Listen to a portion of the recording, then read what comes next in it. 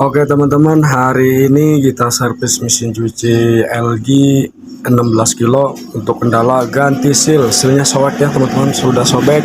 Seal yang baru ukuran 16 ya lubangnya, dan ini seal pembuangannya juga ganti, dia udah mengkerut alias sudah renggang. Buat teman-teman sesudah diganti seal jangan lupa as tabung pengeringannya dihamplas juga, terus dikasih pet biar licin halus jalannya kayak jalan tol. Oke teman-teman, terima kasih, semoga bermanfaat. Assalamualaikum warahmatullahi wabarakatuh.